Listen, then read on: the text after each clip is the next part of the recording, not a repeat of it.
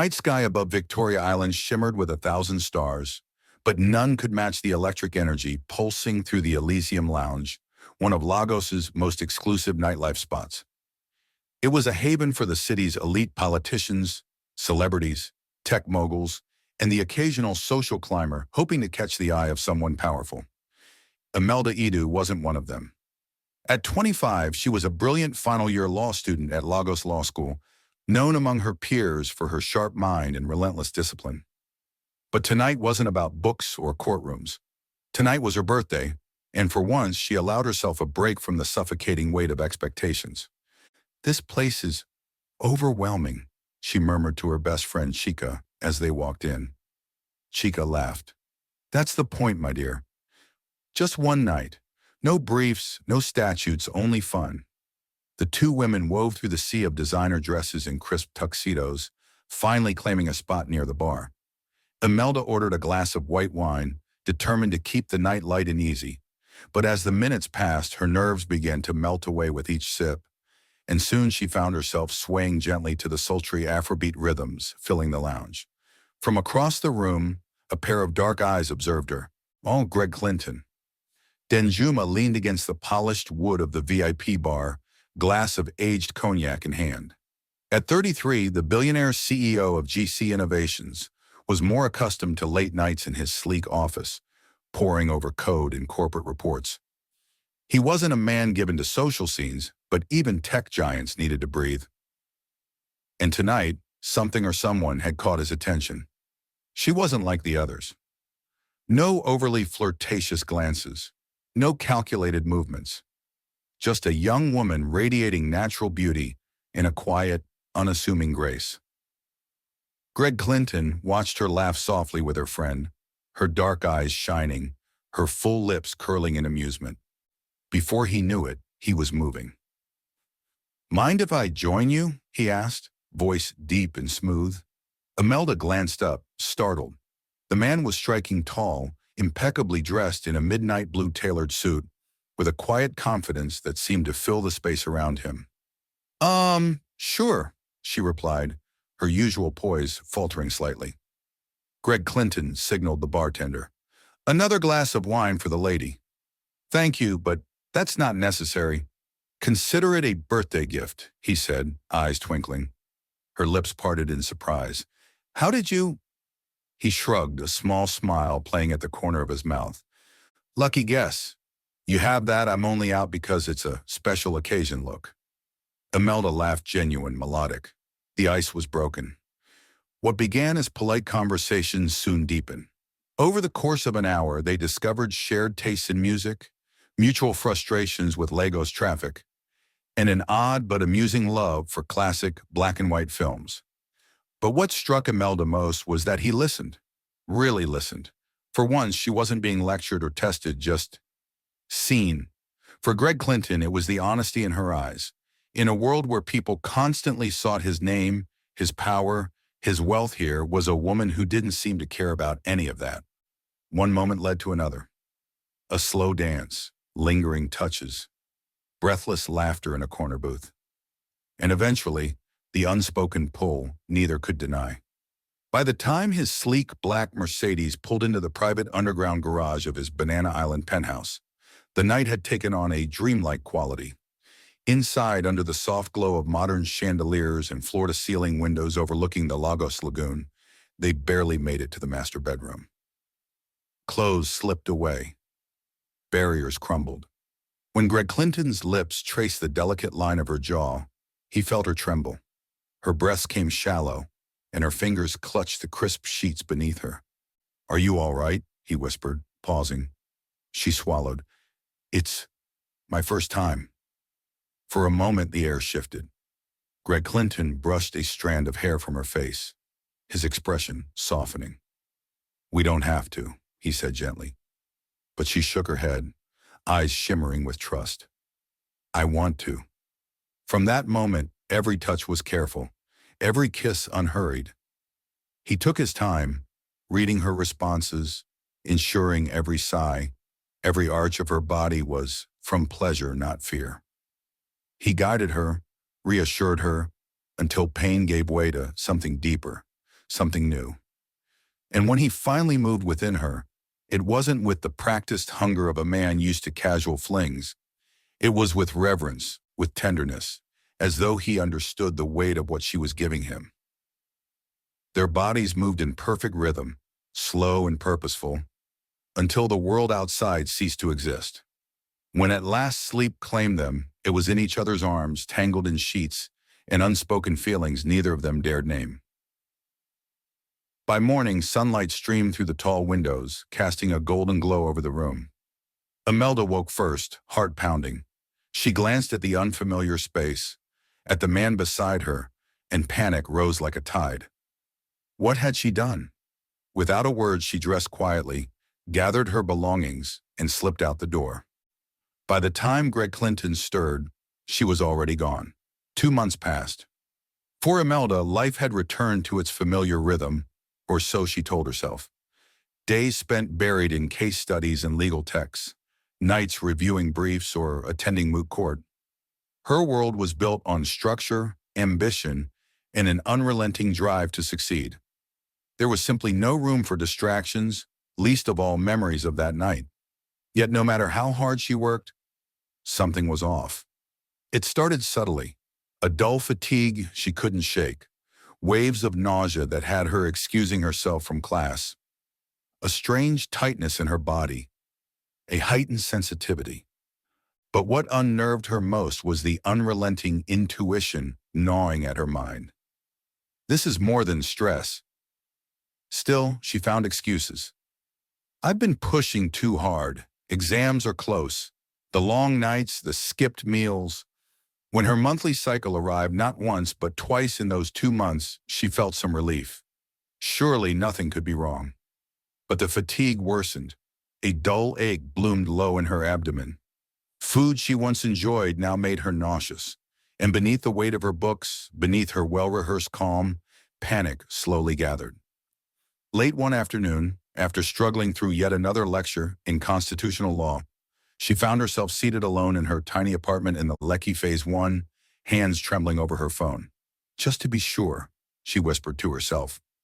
An online appointment was booked, a discreet private clinic on the island, one used by many of Lagos's elite to handle personal matters with utmost confidentiality. The following morning, under the sterile white light of the examination room, her worst fears were confirmed. You're pregnant, the doctor said softly, reviewing her scan. 7 weeks based on size. Imelda's breath caught. The room spun. 7? Her voice barely carried. Yes. The doctor glanced up, her tone even. There's more. It appears you're carrying twins. The words slammed into her. Twins? Her heart pounded in her ears. No, this can't be happening. Not now. Not to me. She stumbled out of the clinic in a daze, blinking into the harsh Lagos sunlight. Her chest rose and fell in rapid breaths as she sat in her car, gripping the steering wheel as if it were her only anchor. For nearly an hour she sat unmoving, waves of panic crashing over her. Her career was everything. She'd fought for this moment the top of her class, the coveted placement interviews looming. Motherhood at this stage would destroy everything. She wouldn't allow it. In the following days, after deep reflection and several emotional breakdowns behind closed doors, Imelda came to a cold, unwavering decision. She would carry the pregnancy. She would give birth. But the moment the babies were born, they would be placed for adoption. She refused to tether herself to a life she never chose, one that would clip the wings she had fought so hard to earn. Yet one matter remained. The father. He had the right to know. Imelda fought herself for days. Should she tell him? Should she simply disappear? He was rich beyond rich. Surely he would want no part of this. But the memory of his tenderness haunted her. The way he'd held her that night, the reverence in his touch. He had been more than a drunken mistake. He deserved to know. One evening, after endless drafts and rewordings, she composed the message. Greg Clinton, I don't know if you'll remember me, but I need to tell you something. I'm pregnant. It's yours. Twins. I have no expectations from you. I plan to give them up for adoption. But you deserve to know. Imelda. She stared at it for what felt like an eternity before hitting send. The reply came faster than she expected. I remember you, and I believe you. Don't give them up. I want them. They're mine. I will take full responsibility. Just tell me when they arrive. Please.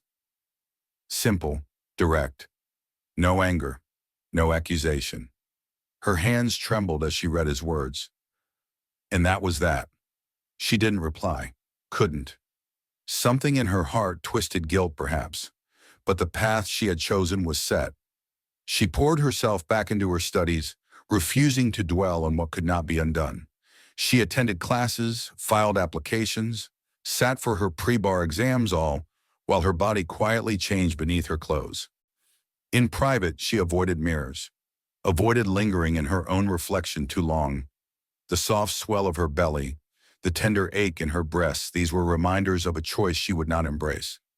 As the weeks turned into months, Imelda carried the pregnancy with a cold determination. She told no one, not her classmates, not her closest friends, not even her family. And when the day finally came 2 weeks ahead of schedule, she arrived at the private maternity wing alone. Through hours of labor, through sweat and tears and biting down on screams, she held to one mantra: this is temporary. I am not meant for this life. When the cries of her newborn twins filled the room, one boy, one girl, she closed her eyes tightly, refusing to look. Please, give them to him, she whispered hoarsely to the nurse. Their father will take them. Her message had already gone out to Greg Clinton's private number. And true to his word, he arrived sharp suit, weary eyes, and a heart filled with awe and terror. The babies were handed to him as Imelda lay in her hospital bed, drained and hollow. She never spoke to him, never met his gaze. By the following morning, she was gone, discharged quietly, vanishing into the noise of Lagos life. And as for her children, Zara and Kingston Danjuma left the hospital in the arms of their father, a father who barely knew how to hold them, but who had already sworn, I will never let you go, quoting Greg Clinton. Danjuma had faced some of the most brilliant minds in global tech, outmaneuvered corporate titans, secured billion-dollar mergers, and helmed innovations that placed GC Innovations at the forefront of West Africa's tech revolution. Yet none of that prepared him for fatherhood, especially not single fatherhood. Zara and Kingston had been placed in his arms less than 24 hours after their birth, impossibly tiny, soft skin, their little faces scrunched and fragile. In that moment, standing in the private maternity wing of Lagos Medical Suites, Greg Clinton felt something crack open inside him. It wasn't just awe. It was a bone-deep sense of responsibility. These were his children, his blood, his legacy, and he would raise them, even if he had no earthly idea how. The first weeks were chaos. Greg Clinton's sleek penthouse in Banana Island, once a minimalist haven of glass, chrome, and silence, was quickly overrun by cribs, bassinets, baby monitors, and an army of plush toys. His personal assistant, James, tried his best to help arranging round-the-clock nannies from Lagos's top domestic agencies. But nothing stuck. The first nanny, a polished woman from London, lasted 3 days. The twins' constant crying, midnight feedings, and Greg Clinton's impossible standards drove her away. The second, a matronly midwife from Abuja, quit after a weekend, unable to tolerate the CEO's sharp tongue and micromanagement. Soon it became a running joke among his staff. Another weekend, another nanny gone. For Greg Clinton, it was no joke. He was exhausted physically, emotionally. His once razor-sharp focus at work began to dull. Board meetings blurred together. Project deadlines slipped. In the rare quiet moments, he would stand in the nursery, a beautiful sky-blue space overlooking the lagoon, and watch his sleeping twins. Zara, tiny fists curled beside her cherubic face. Kingston, brow furrowed, even in sleep, as if pondering the weight of the world. A fierce protectiveness swelled in his chest. But so did the questions. Am I enough? Can I do this alone? He had never imagined this life, never imagined raising children without a partner. and despite his wealth and power, nights stretched long and lonely. There were moments holding a wailing Zara at 3 a.m., pacing the nursery floor in rumpled sweatpants when he would think of her. Imelda, the woman who had given them life, then vanished without a word. Sometimes anger would flare. How could she just disappear? How could she abandon them? Other times, guilt crept in. Had he frightened her with his certainty? Had he pushed her away? He didn't know. All he knew was this: they were here. They needed him, and failure was not an option. 3 months passed in a blur of diapers, formula, and sleepless nights. The twins were growing strong, bright-eyed, each developing their own tiny personality. Zara adored music, her little face lighting up at soft melodies. Kingston was more solemn, curious, always studying faces and movements around him. Greg Clinton, for all his flaws, loved them fiercely. But the cracks were showing. His board of directors began voicing concern. Investors whispered about his distracted state.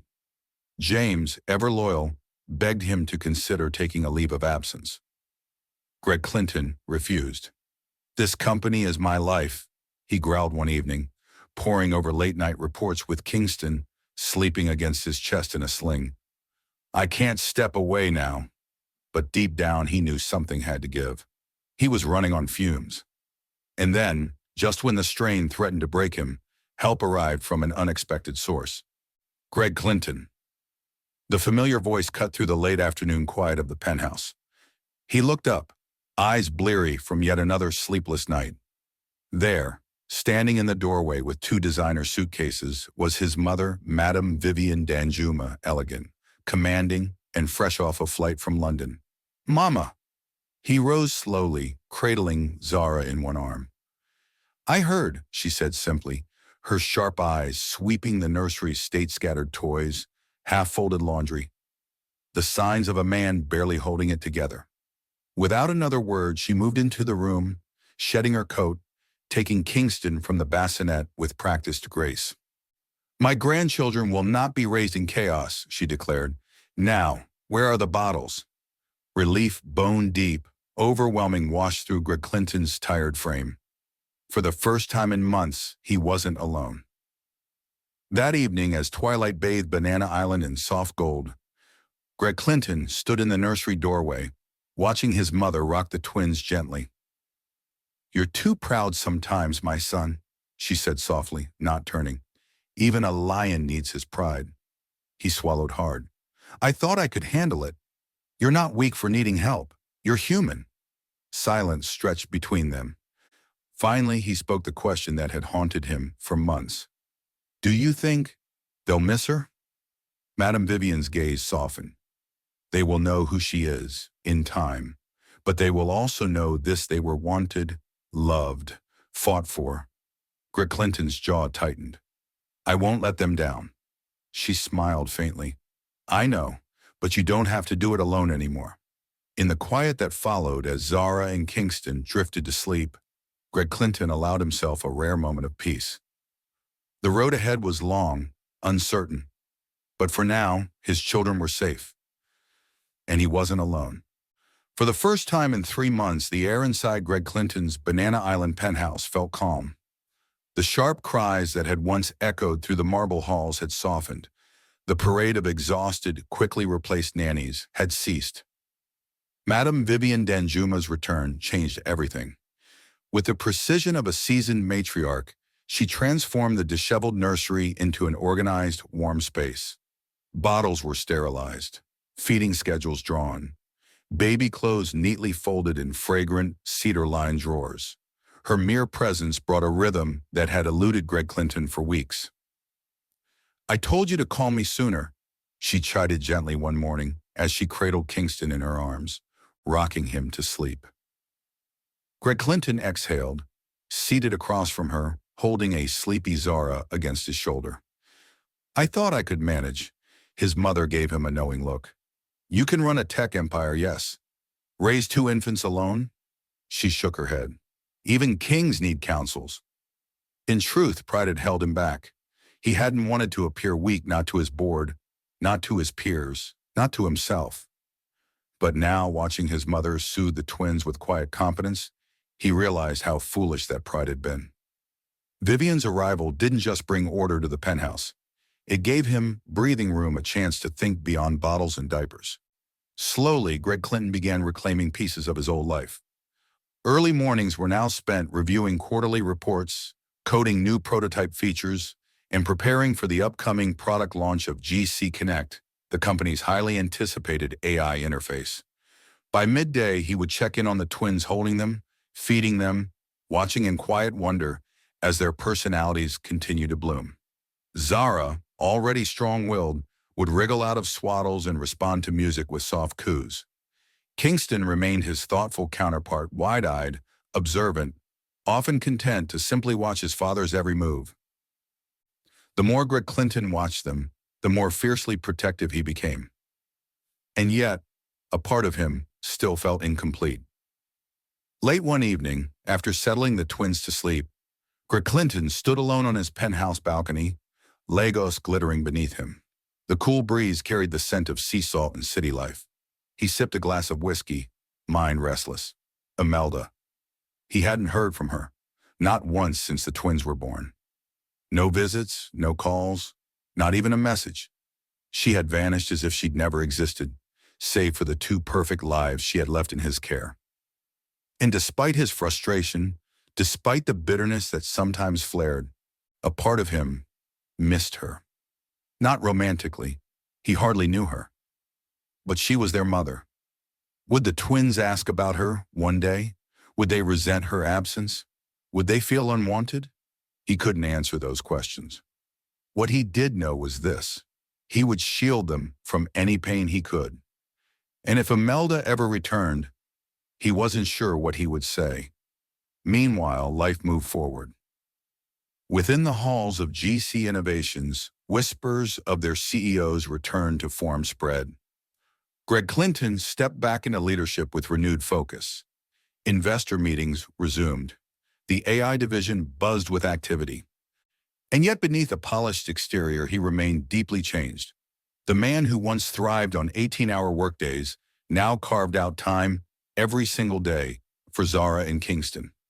Morning feeds, evening lullabies. He refused to be an absent father. His staff adjusted, some amused, some surprised. "Boss is different now," one of his engineers remarked during a team meeting.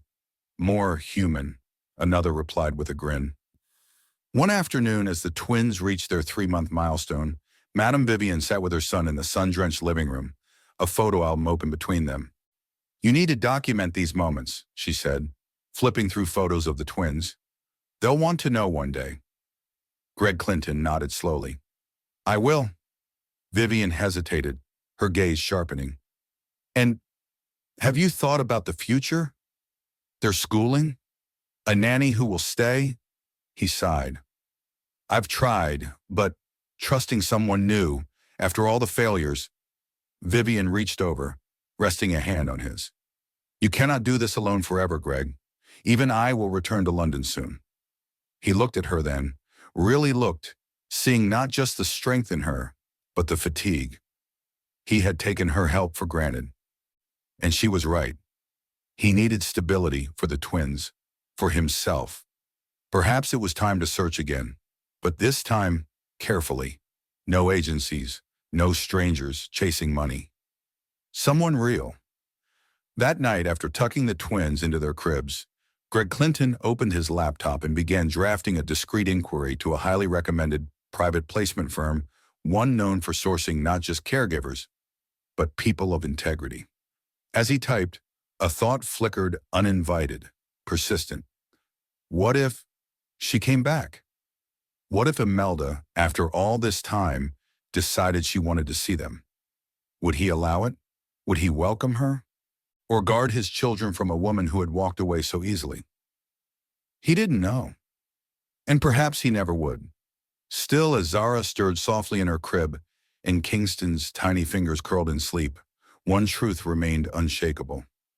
They were his world now. And he would do whatever it took to protect that world. 2 years had passed since that night. In that time, Lagos had changed new skylines. New names in the headlines, and so had Imelda Idu. Gone was the wide-eyed final-year law student. In her place stood one of the most respected young corporate lawyers in the city, a rising star at Okonkwo Adebayo Partners. Her name was attached to high-profile mergers. Her face graced the covers of legal publications.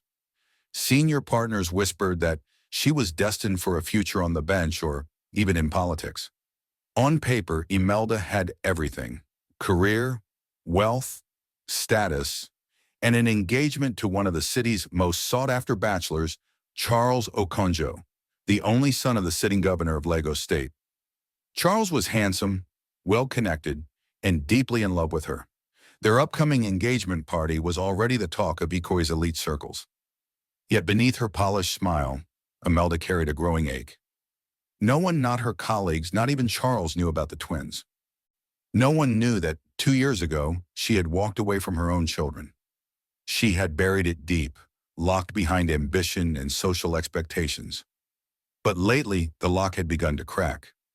It started with dreams. Nights where she would wake in a cold sweat, hearing phantom cries.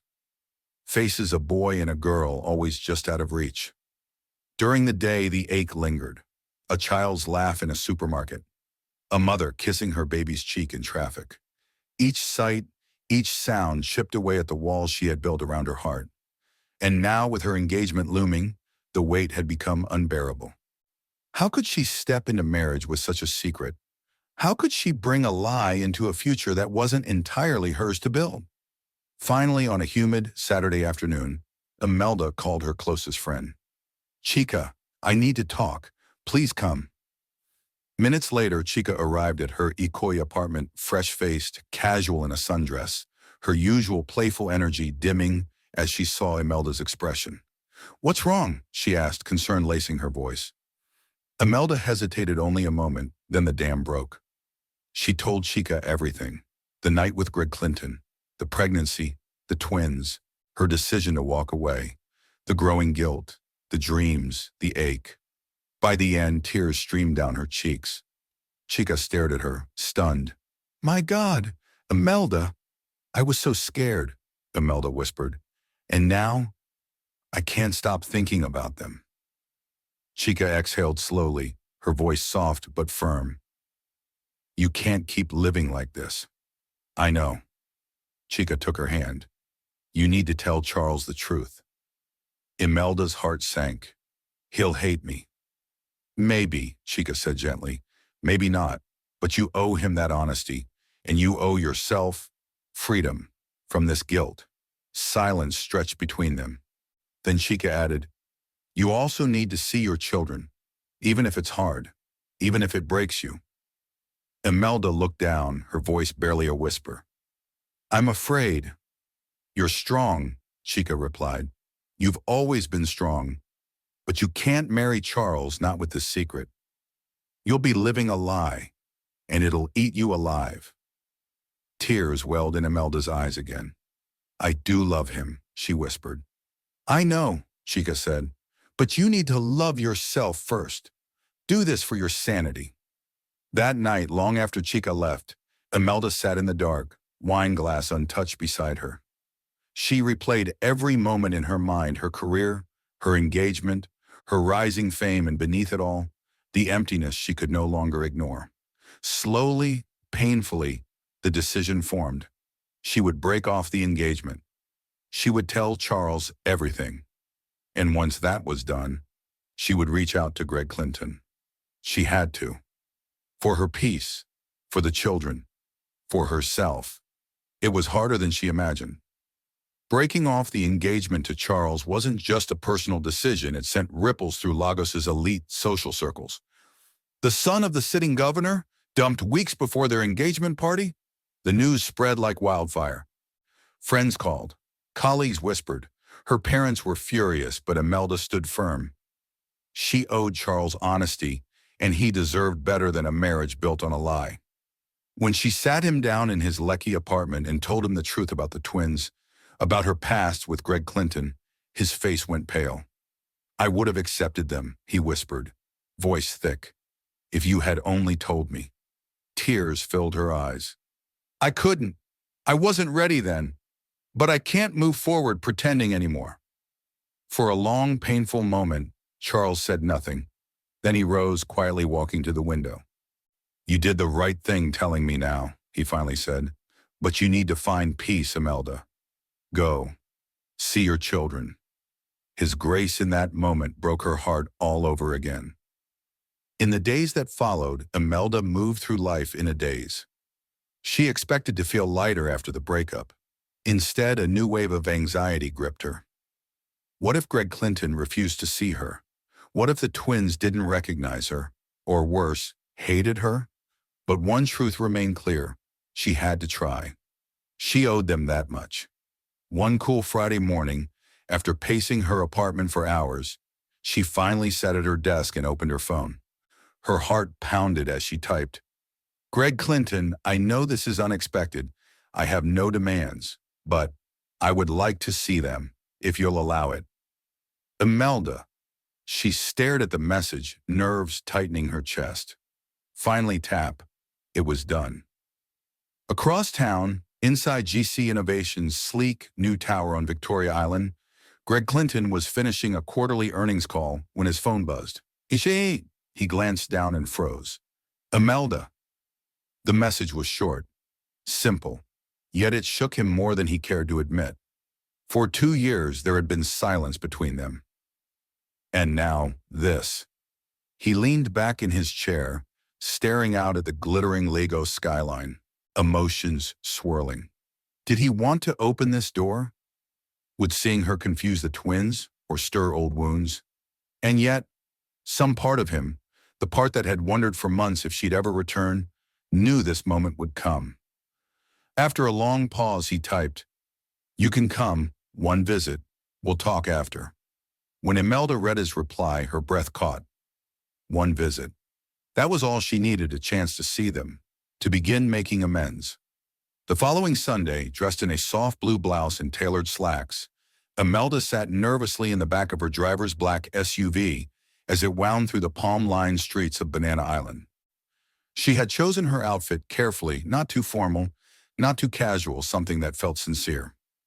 Her fingers twisted in her lap as the car approached the tall wrought-iron gates of the Danjuma estate. The gates opened smoothly, and the SUV rolled up the long drive toward the modern mansion, beyond all glass, steel, and understated luxury. Her heart thundered in her chest. The door opened before she even rang the bell. And there he was, Greg Clinton. Taller than she remembered, his frame broader, face sharper, but his dark eyes remained the same. Piercing, intense, guarded. For a long moment, they simply stared at each other. I wasn't sure you'd come, he said quietly. I had to, she whispered. Silence stretched between them, heavy with unsaid words. Finally, he stepped aside. They're in the playroom. Her legs felt like lead as she followed him through the airy, art-filled halls. Her breath caught as they approached a sunlit room lined with bookshelves, soft rugs, and colorful toys. And then she saw them. Zara and Kingston, two little beings so full of life it made her knees weak. Zara sat cross-legged, fiercely focused as she stacked wooden blocks. Kingston knelt beside her, flipping through the pages of a brightly colored picture book. Both looked up at the sound of footsteps. Imelda froze, tears burning behind her eyes. My babies! My God! For a moment she couldn't move, could barely breathe. Then slowly she knelt down, voice trembling. Hello, my loves. Zara tilted her head, curious. Kingston blinked, studying her with wide, thoughtful eyes so much like hers. They didn't know her. Not yet. But in that instant, Imelda knew something with absolute certainty. No matter how hard it was, she couldn't walk away again. The first visit had opened a small crack in the ice, nothing more. The second visit showed her just how far she still had to go. Imelda arrived on a rainy Sunday afternoon, her heart pounding as the gates to the Danjuma estate opened once again. She had spent hours thinking about what to bring, what to say.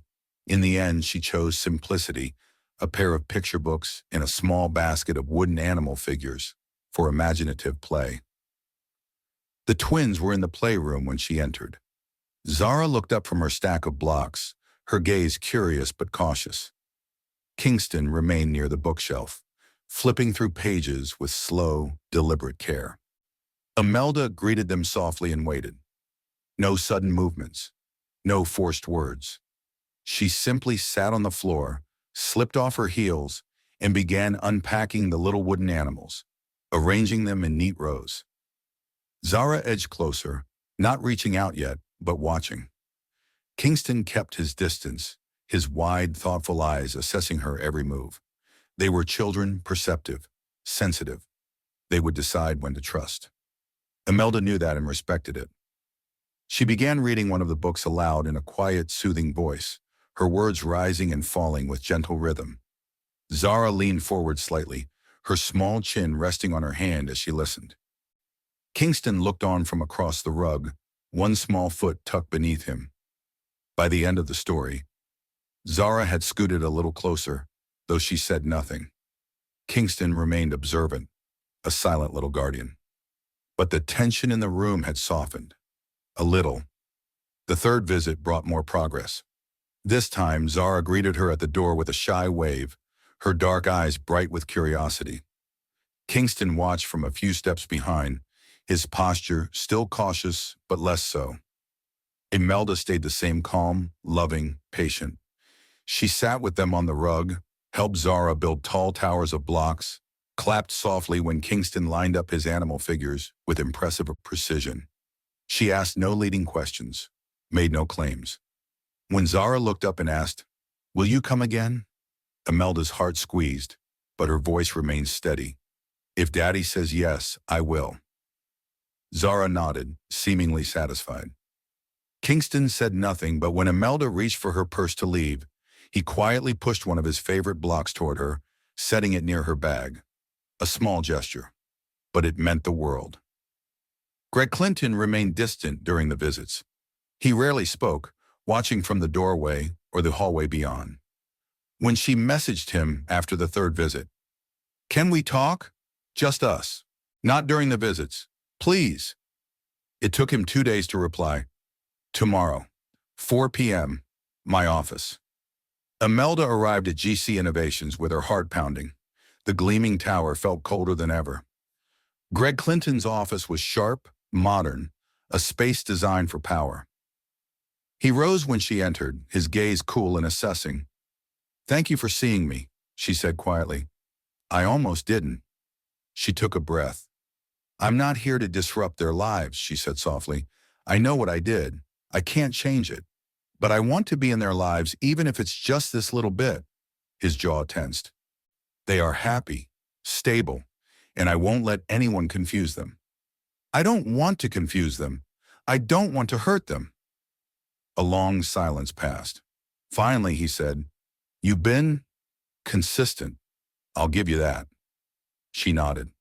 "I won't stop being consistent." He didn't answer. But something, a sliver of something, shifted in his gaze. For the first time, she sensed the smallest crack in his defenses. That night, sitting alone by her window, Imelda exhaled a breath she hadn't realized she was holding. There was still a long road ahead, but she would walk it. For Zara, for Kingston, for herself. By the fifth visit, something had begun to shift, not only in the twins, but in Greg Clinton too. From the start, Imelda had never tried to insert herself forcefully into their world. She came quietly on time, every visit. She never called herself Mummy, never asked for hugs or kisses.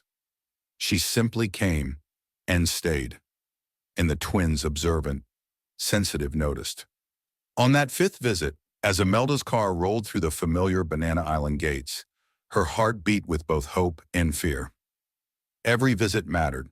Every moment could tip the fragile balance she was building.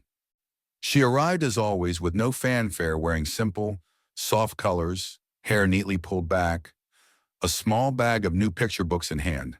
Zara met her at the door this time, not with shyness, but with an excited grin. "Come see my new puzzle," she called, grabbing Imelda's hand. Inside the playroom, Kingston glanced up from his toy cars, and this time, instead of staying back, he scooted over on the rug, placing a car close to where she sat. Imelda's heart fluttered. Progress. Not spoken, not forced, just trust. They played for nearly an hour. Zara chattered about her day, her favorite dress, her new teacher. Kingston, as always, was quieter, but every now and then his soft voice would rise with a question or a request. Read this one? Or, do you know the sound a hippo makes? Imelda answered patiently. Read slowly, imitated silly animal sounds, much to Zara's delight. She marveled at how fast they were growing, how much of herself she saw in them, in the curve of Kingston's mouth, in Zara's determined little frown when her puzzle wouldn't fit just right. Her heart swelled and ached all at once. In the hallway, as always, Greg Clinton watched. But this time his arms weren't crossed, and the hard set of his jaw had eased. When snack time came, something unexpected happened. Zara tugged on Imelda's hand, pulling her toward the kitchen. Come with me, she said brightly. Help me get the fruit. In the gleaming kitchen, she proudly pointed out her favorite cup and bowl. Kingston followed, clinging to his toy car, eyes wide as Imelda rinsed and sliced apples for them both. It was a simple moment, ordinary, everyday. And yet, for Imelda, it felt monumental. They were letting her in, not because anyone told them to, but because they wanted to. Later, as she gathered her bag to leave, Zara looked up at her with a hopeful smile. Will you come again next week? Imelda knelt, her voice soft but steady. If Daddy says yes, I will. Kingston, thumb in mouth, tugged at her sleeve. Read me the hippo book next time, he asked shyly. Her heart swelled. I promise. That night, after the twins were tucked into bed, Greg Clinton lingered in the doorway of the nursery, watching their sleeping faces. Zara held her rabbit tight. Kingston's toy car was still clutched in his small hand. For the first time in a long while, the house felt different, quieter, warmer. And though he hated to admit it, so did he. Later, as Imelda slipped on her shoes in the front hall, he spoke voice low, almost grudging. You're consistent, more than I expected. She looked up. I'm not going anywhere. He nodded once. They're starting to notice, starting to ask. Her breath caught. What will you tell them? A long pause. Then, I'll tell them the truth. Slowly, carefully. If you're serious about staying. Her gaze was unwavering. I'm serious. Another pause. Then the invitation she hadn't dared hope for. Come for dinner next time. Shock rippled through her. Dinner? For them, he added quickly. They need to see that you're not just a visitor. Emotion rose in her throat. Thank you, she whispered. He held her gaze for a moment longer, then turned away. But even from behind, she could sense it, the smallest crack in the wall he'd built around himself and the children. And through that crack, warmth was finally beginning to shine. That night, as her driver navigated the winding streets back toward Ikoyi, Imelda sat in the darkened car, heart racing. The road ahead was still long, but something had changed. Not with words, not with declarations, but through simple presence, through love that showed itself, quietly and patiently. And for the first time since she'd walked away 2 years ago, Imelda dared to hope. Dinner at the Danjuma estate. It wasn't just another visit. For Imelda, it felt like something more. A door that had remained closed was now slowly opening. She spent hours the night before wondering what to wear, what to bring. In the end, she chose a soft peach dress that Zara would like, her hair pinned in a simple twist, a delicate chain around her neck. She arrived 5 minutes early, as always. And this time, to her surprise, it was not a housekeeper who greeted her. It was Greg Clinton. He stood tall in the doorway, dressed casually in tailored trousers and a black linen shirt. His expression, though serious, had softened around the edges. They're already in the dining room, he said simply. Imelda's breath caught. I'm being invited into their world, not just the playroom. She followed him through the house, past the sunlit living areas she had only glimpsed before. And then there they were. Zara sat proudly in her high-backed chair, her curls tied up with a bright ribbon. Kingston was beside her, toy car in one hand, fork in the other. When they saw her, both faces lit up. "You came," Zara beamed. "I promised I would," Imelda replied softly. She took her seat across from them, next to Greg Clinton, heart fluttering. Dinner was simple: grilled fish, plantains, and jollof rice. The twins chatted excitedly about their teacher, a new cartoon, Zara's recent ballet class. Imelda listened, asked questions, laughed when Zara insisted her rabbit could now do pirouettes. Kingston, quieter as always, leaned in closer whenever she spoke, his big eyes full of curiosity. Greg Clinton said little, observing. But for the first time, he didn't interrupt, didn't remind the twins about routines or rules. He let the moment unfold, and Imelda cherished every second. When dessert came, a small tray of puff puffs, Zara picked up one, looked at Imelda and asked, "Can you come for my ballet show next month?" The question caught Imelda off guard. Before she could speak, Kingston added softly, "And my class makes a book next week. You can come too." Her heart swelled, joy mingling with sorrow. "I would love to," she said gently, "if Daddy says yes." Two pairs of hopeful eyes turned toward Greg Clinton. His gaze flicked between them and her. After a long pause, he nodded once. "We'll see." Later that evening, as twilight settled over the house, Greg Clinton walked her to the door. The twins had already gone upstairs for bath time, their sleepy voices echoing faintly through the halls. For a moment, the two of them stood alone in the quiet foyer. "You've changed," he said finally. Imelda looked up surprised. "So have you." He gave a small, wry smile. "Fatherhood tends to do that. I see it in them," she said softly. "You've done an incredible job." Silence stretched between them. Then almost reluctantly, he spoke. "They've started asking questions." Imelda's breath caught. "What kind of questions?" "Simple ones. Who you are, why you come, why you weren't here before." Pain twisted in her chest. I don't know what to say to them yet. I don't want to confuse them." He studied her for a long moment. "I'll handle it for now, but if you're serious about being here, you'll need to start answering those questions too." Her voice trembled. "I won't run away again." He nodded slowly, then added, almost as an afterthought, "They're happier since you came." Emotion rose in her throat. "Thank you for letting me try."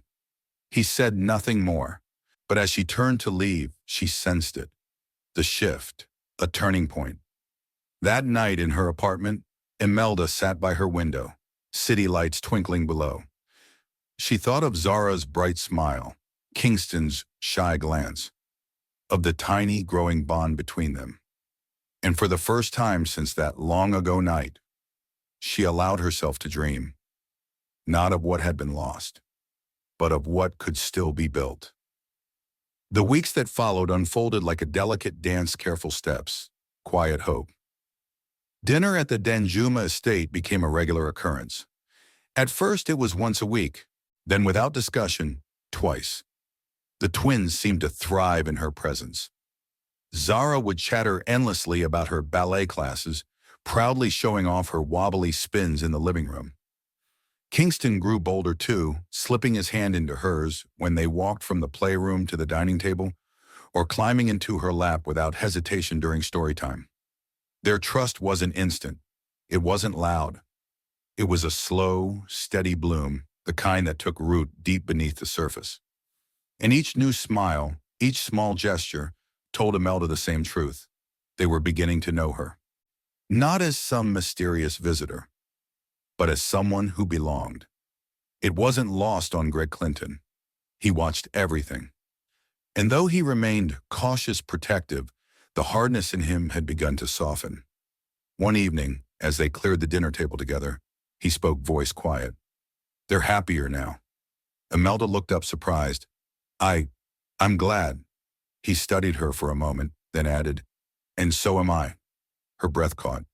It wasn't a confession, Not quite, but it was the closest he had come to acknowledging the weight of her return and the impact it had on all of them. When Zara's ballet recital approached, the twins were insistent. "Daddy, she has to come," Zara pleaded one evening, tugging on his sleeve. "Please." Kingston added his soft voice. "Please, Daddy. She promised."